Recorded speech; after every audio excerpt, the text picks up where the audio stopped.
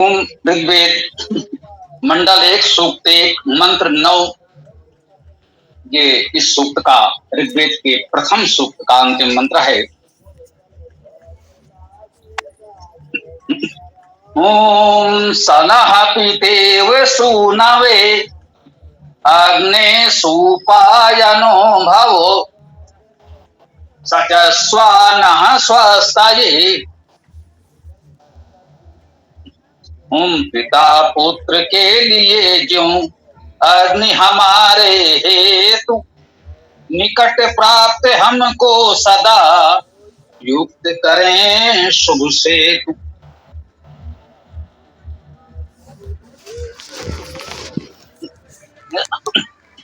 सह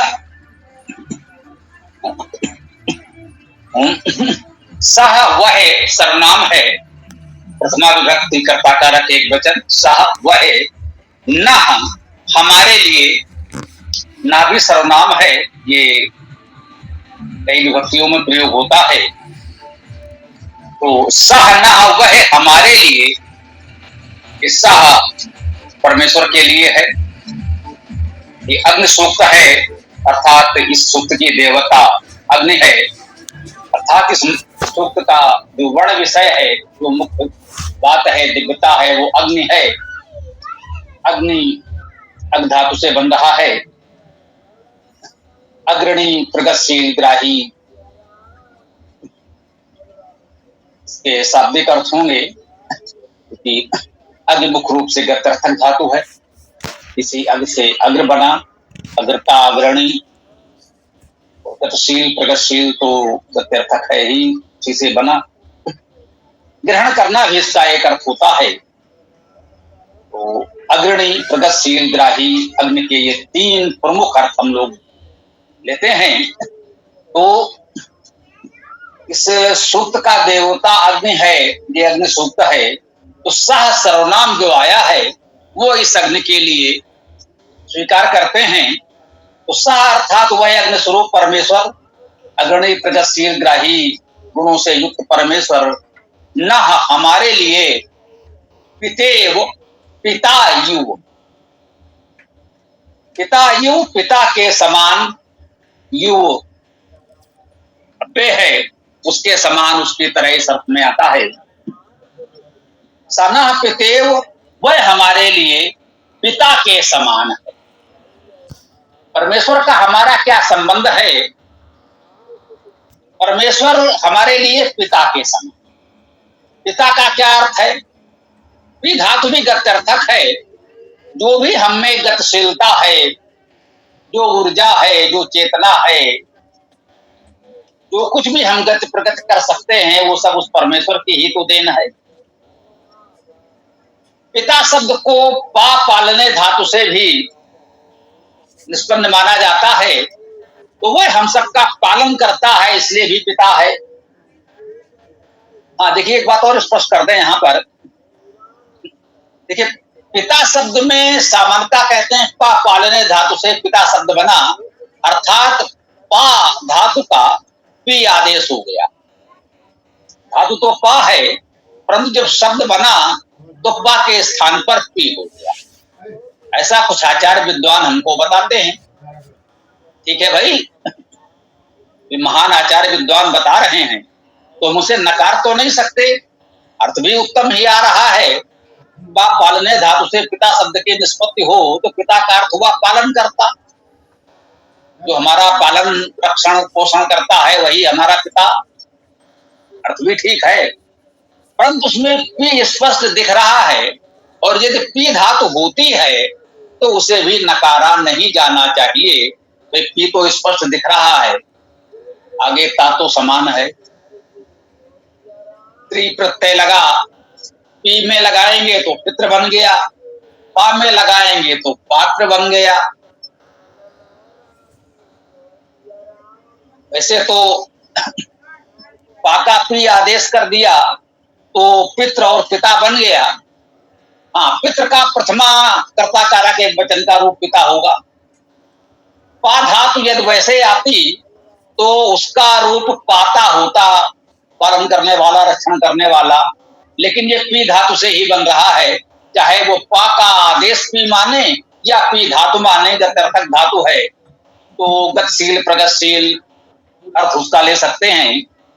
उस पिता के समान वह है, वह अग्नि स्वरूप परमेश्वर हमारे लिए कैसा है? पिता के समान है। कैसे पिता के समान? सूनवे। सूनवे का अर्थ है सूनु के लिए, ठीक है। ये सूनवे चतुर्थी विभक्ति एक वचन है, अर्थात संप्रदान कारक के लिए के अर्थ में। सूनवे अर्थात सूनु के लिए। अब ये सूनु क्या है? सु धातु है प्रसवे, उत्पन्न करने के अर्थ में। जिसको उत्पन्न करें वो सूनु। इस शब्द पर मुझे बहुत ध्यान आ जाता है, इस समय हम लोग बच्चों का नाम सोनू रख देते हैं। वेद में यही सूनु शब्द है, थोड़ा उच्चारण भेद से या भ्रंश कह लें। व्याकरण में भी आदेश सुना तो यही बताया, पा धातु का पी आदेश हो गया तो सूनु का सोनू भी हो जाएगा, सहज भाव से हो सकता है। पुरु पोर होता ही है, पुरुष से पौरुष बनता ही है, तो ये सूनु से सोनू भी बना लिया, थोड़ा भ्रंश या कुछ भी कह लें। तो सून या सोनू जो भी आप कहते हैं उसका अर्थ वही हुआ संतान, जिसे उत्पन्न किया है। तो पितेव सूनवे, पिता के समान किसके लिए? सोनू अर्थात संतान के लिए, उसके सृजन के लिए, जिसको उसने उत्पन्न किया है। उस बच्चे के लिए जैसे पिता होता है वैसे ही वह अग्निस्वरूप परमेश्वर हमारे लिए। बच्चा अबोध है, उसे ये भी नहीं पता कि हमारा हित क्या है, हित क्या है। हो सकता है वो दीपक की लौ के सौंदर्य से आकर्षित होकर उसे पकड़ने को दौड़े, उसको अच्छा लग रहा हो, पकड़ना चाहता है। बच्चे को इतनी समझ नहीं है, इसको छूने से जल जाएंगे, परंतु पिता को है। पिता उसे बलपूर्वक भी रोक देगा जिससे बच्चा जल ना जाए।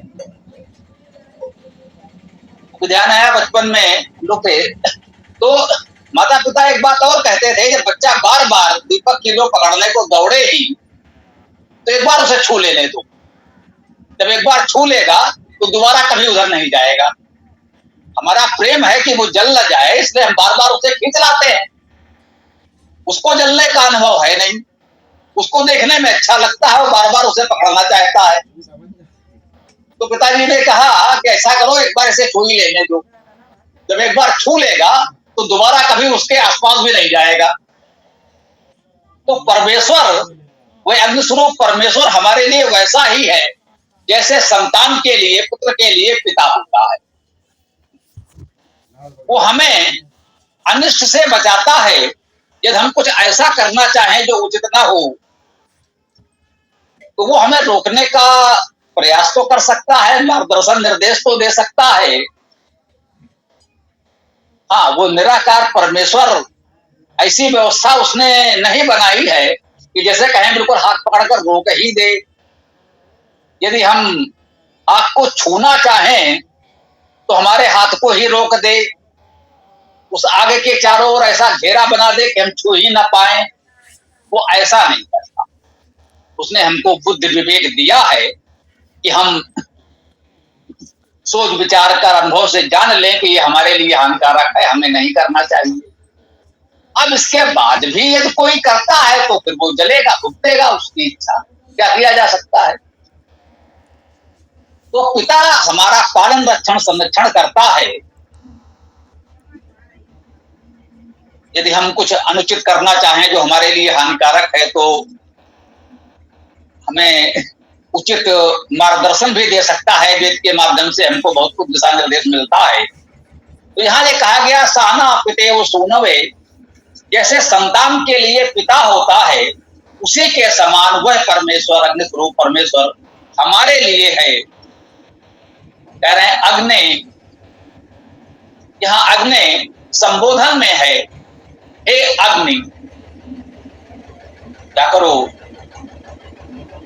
अग्नि, हे अग्नि सुपायनो भव, सुपायन बनो, सुपायन हो जाओ, हमारे लिए सुपायन हो जाओ। ये सुपायन क्या है?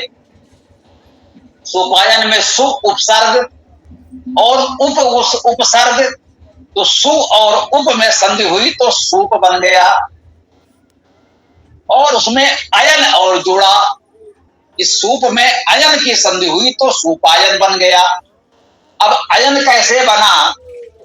कि गत्यर्थक धातु है,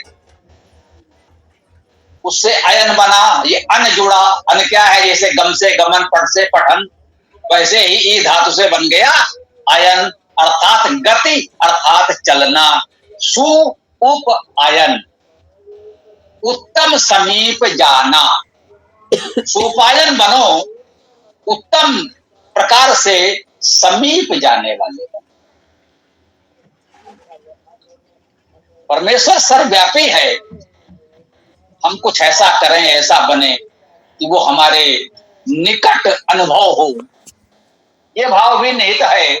और थोड़ा सा और सरलता से इसे देखें, सु अर्थात उत्तम, उपायन उपाय करने वाले, उत्तम उपाय करने वाले बन। देखिए, जो हम उपाय करने वाले कह रहे हैं, ये उपाय शब्द जो भी प्रचलित है वो बना ऐसे ही है, उप उपसर्ग है, और ई धातु से अयन बना, तो अय बना, उपाय हो गया। ठीक, ये धातु से ही अय बना, उपाय हो गया। तो उप अय उपाय, उप अयन उपायन, सु और आ गया तो सुपायन हो गया। तो उत्तम उपाय करने वाले बनो, उत्तम प्रकार से हमारे निकट आने वाले बनो।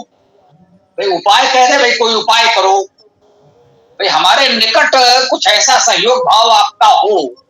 भाई हम किसी समस्या में कहते हैं भाई आप यही कुछ उपाय करिए, भाई आप हमारे निकट आइए, हमारी समस्या को जानिए, समझिए, उसमें कुछ सहयोग करिए, तो हम उससे उबर सकें। यही हम कहते हैं कि भाई आप ये कुछ उपाय करें, हम तो नहीं कर पा रहे, हमारी सामर्थ्य में हम इतना नहीं इससे उबर पा रहे हैं, तो भाई आप भी कुछ सहयोग करें, कोई उपाय कर दें तो हम इस संकट से उबर जाएं।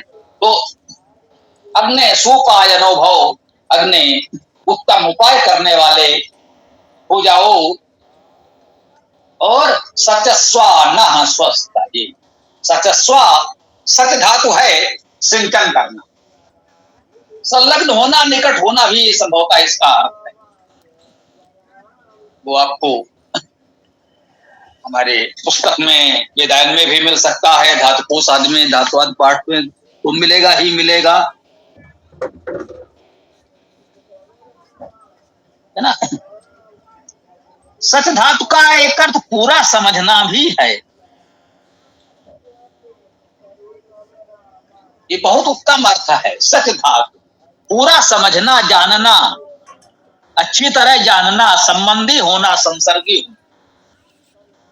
सचस्वा,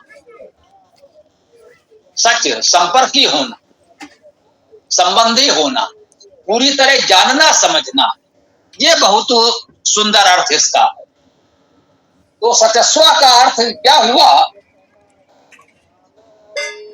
हमारे संबंधी हो जाओ, अच्छी तरह जानो, समझो और संबंधी हो जाओ, निकट हो जाओ, जुड़ जाओ ना, हमारे स्वस्थ के लिए, कल्याण के लिए, हमारे कल्याण के लिए, हमारे स्वस्थ के लिए हमारे संबंधी हो जाओ। ईश्वर सर्वव्यापक है, वो सबके निकट है, वो तो किसी के दूर नहीं है, बस हमको उसके निकट हो लेना है, उसके इस सर्वव्यापकता का, उसकी निकटता का, सामीप्य का अनुभव हमको कर लेना है, तो हमारे निकट हो जाए। जैसा कि यजुर्वेद के अंतिम अध्याय में ये कहा गया है, सा दूरे तदुवंत के, बहुत दूर भी है और बहुत निकट भी है, वो तो सर्वव्यापक है, सर्वत्र है। यदि हम इसको न समझ पाए, न अनुभव कर पाए, तो वो बहुत दूर है, इतना निकट होते हुए भी बहुत दूर है। और यदि हम इसका अनुभव कर लें तो वो बहुत निकट है, उसे खोजने के लिए कहीं नहीं जाना, किसी पर्वत, कंदरा, तीर्थ, नदी में नहीं जाना, वो तो सर्वव्यापक है, सर्वत्र है। बस हमें इस बात को समझ लेना है, अनुभव कर लेना है। हम जहां है वो तो वहीं है, वो सर्वत्र है, तो हम जहां हैं वहां भी है, कहीं नहीं खोजने जाना है। इसीलिए कहा कि जो जानता समझता नहीं है तद दूरे, उसके लिए तो वे बहुत दूर है। और तदुवंत के जो उसकी सर्वव्यापकता को जान ले, समझ ले, अनुभव कर ले, उसके लिए तो बहुत निकट है। तो यही कह रहे हैं सचस्वान स्वस्थ ये, तो हमारे निकट हो जाओ, हमारे संबंधी हो जाओ। तो यदि हम उस परमेश्वर की सर्वव्यापकता को, इस बात को समझ लें कि वो हमारे लिए वैसे ही है जैसे संतान के लिए पिता होता है, वो हमारे लिए सारे उत्तम उपाय करता है, इस बात को हम जान ले, समझ ले, अनुभव कर लें, ना सोचते हमारे कल्याण के लिए वो हमारा संबंधी, संसर्गी, निकट सभी उपलब्ध है। वो हमारा कल्याण करता है, करता रहेगा। हमें केवल अपने आप को थोड़ा सा उसके अनुकूल बना लेना है, हमें उस जानना है, समझना है और अनुभव करना है। फिर वो हमारे कल्याण के लिए सदैव हमारे निकट है, हमारा संबंधी है, और संबंध भी ऐसा जैसा संतान के लिए पिता होता है। स्वस्थ तो स्वस्थ को भी समझ लें यदि, तो सु उपसर्ग, सु माने अच्छा, सुंदर, उत्तम, और अस होना, सु अस्ति, अच्छा है, अच्छा होना। स्वस्थ अच्छा होने के लिए, इसी को हम कह देते हैं कल्याण के लिए, शुभ के लिए, उत्तम के लिए, मंगल के लिए, स्वस्थ के लिए। स्वस्थ अपने आप में एक विशेष भावना लिए हुए शब्द बन गया है, परंतु धातुज अर्थ तो रहेगा ही। जो हम कहते हैं कि धातुज अर्थ अनिवार्य है, उसका जो भी व्यवहारिक भावार्थ हम ग्रहण करते हैं वो धातुज अर्थ के अनुकूल होना चाहिए। धातुज अर्थ से दूर नहीं जाना चाहिए, उससे अलग नहीं होना चाहिए। स्वस्थ का जो भाव है कि कल्याण हो, शुभ हो, मंगल हो, वो यही है। शुभ अर्थात उत्तम, अस अर्थात होना, हमारे लिए जो उत्तम हो वही स्वस्थ है, कल्याण है, हमारे लिए शुभ है। सचस्वा न स्वस्थ, तो अपने कल्याण के लिए, हमारे कल्याण के लिए उसकी निकटता का, उसके संबंधों का हम लोग अनुभव करें, तो परमेश्वर का संरक्षण हमको वैसे ही प्राप्त होता रहेगा जैसे संतान को पिता का पालन पोषण संरक्षण प्राप्त होता है। इसके साथ ही हम अपनी व्याख्या को विराम देते हैं। आप लोग का जो भी प्रश्न आदि विचार हो प्रस्तुत कर सकते हैं। ओम।